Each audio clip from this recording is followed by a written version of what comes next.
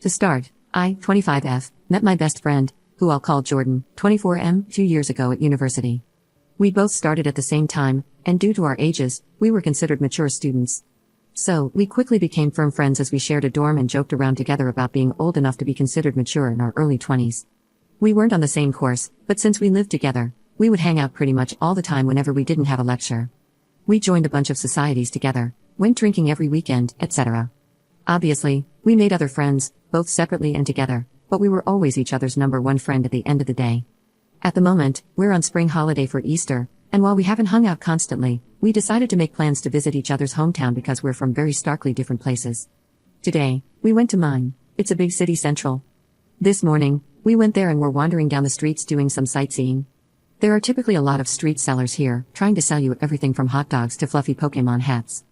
I decided I wanted to get a caricature done, as I've never had one, and I thought it would be funny to get and hang over my bed when we got back for term.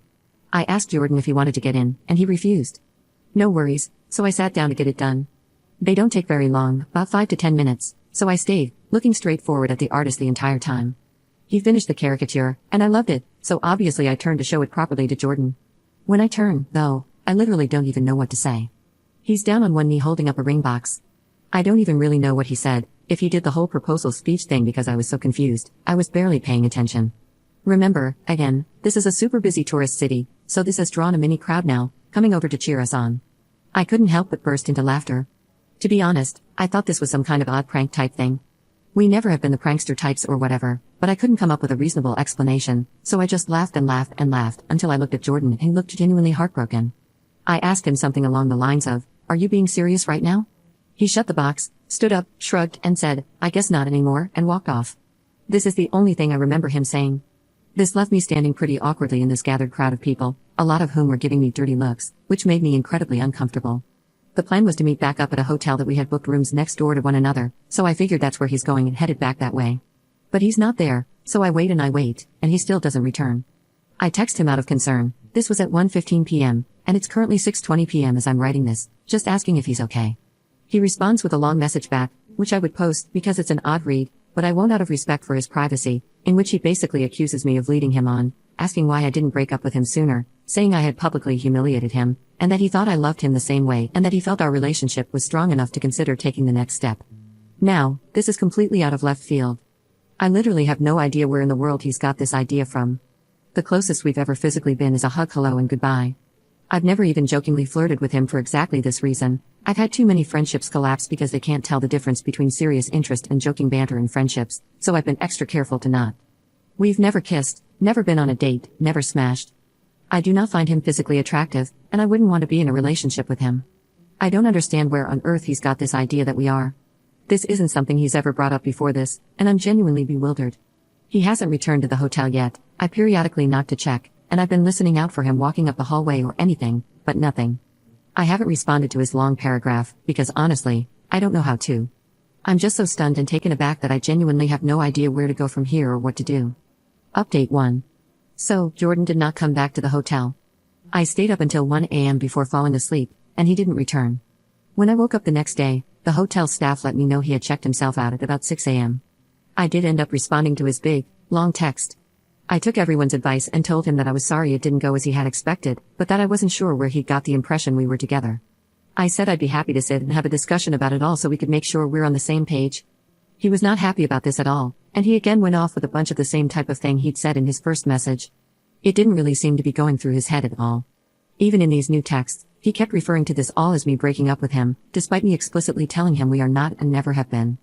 Again, all his messages were very clear and coherent, even if what he was saying was not based in reality at all. He wasn't sending paragraphs, just sentences in really quick succession, which was blowing up my phone. He told me he didn't want to meet up with me to talk because I had ripped out his heart and crushed it in public. I did ask him for specific instances he could recall between us that made him think we were dating, but he completely ignored the question and just kept going on and on about how hurt he was that I was breaking up with him and how he felt his world was ending. He said he loved me more than anything and had felt so confident that I had too, which is why he felt so certain about proposing to move our relationship along. Eventually, to be honest, I grew pretty tired of the conversation and stopped responding because it was just going around and around in circles, me asking where he got this idea, him ignoring this and telling me how hurt he is I'm breaking up with him over this, etc. He went on and on, saying he thought it would be a ring I liked because it was my favorite gem, ruby, instead of a diamond. It's got me wondering how much he actually spent on this damn thing. I didn't look very closely at the ring, so I couldn't tell if it was something super expensive or not, and that he had been working up the courage to do so for a while and figured doing it when I was at home would make it more special. For a while, he was just talking to himself in my text because I wasn't responding anymore. When I checked back about 20 minutes later, I had something like 60 messages from him, granted they were all one sentence. At the very end, he apologized and told me that it didn't matter anyway because I wouldn't see him around anymore. Obviously, I was concerned, so I asked for clarification. He said that he was going to drop out of university and go back home because he couldn't deal with the shame. That's where our conversation ended, and I didn't really know how to respond to that. I haven't reached out to his family yet. I did consider it, but if he's not having a mental health crisis, I don't really want to involve them unnecessarily. Update 2. Hey, it's me again. Still doing okay and hoping this will be the last update I need to make, granted I thought the last one would be the last. Following my update post, I messaged Jordan's mom, and she messaged me back on Facebook that same day. She agreed that this was incredibly out of character for Jordan. In fact, she mentioned a few other things that she had noticed as being off about him in the last few weeks, nothing crazy, just things here and there she'd never known him to do or say.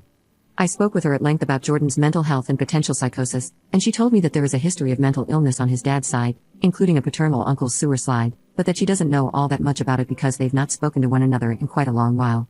Our conversation lasted about an hour, and I showed her all of Jordan's texts and whatnot, and she agreed that they sounded quite manic, regardless of how coherent they were.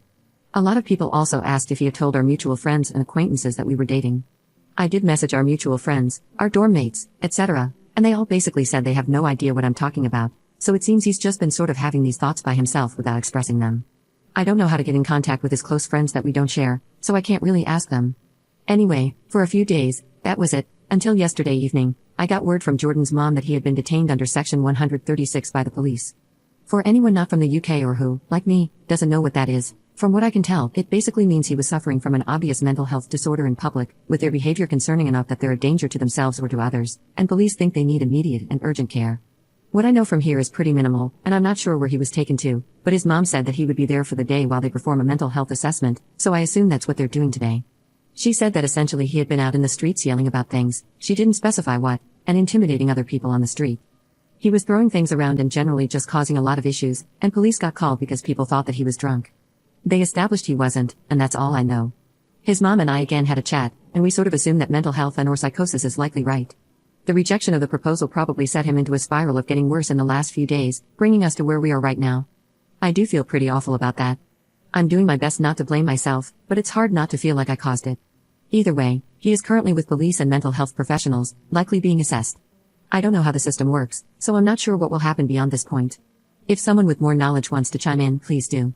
I'm hopeful, though, that this will mean Jordan will be able to get some help for whatever it is he is currently dealing with. This has been a whole lot of emotions, and I really appreciate the help of everyone on my last 2 posts.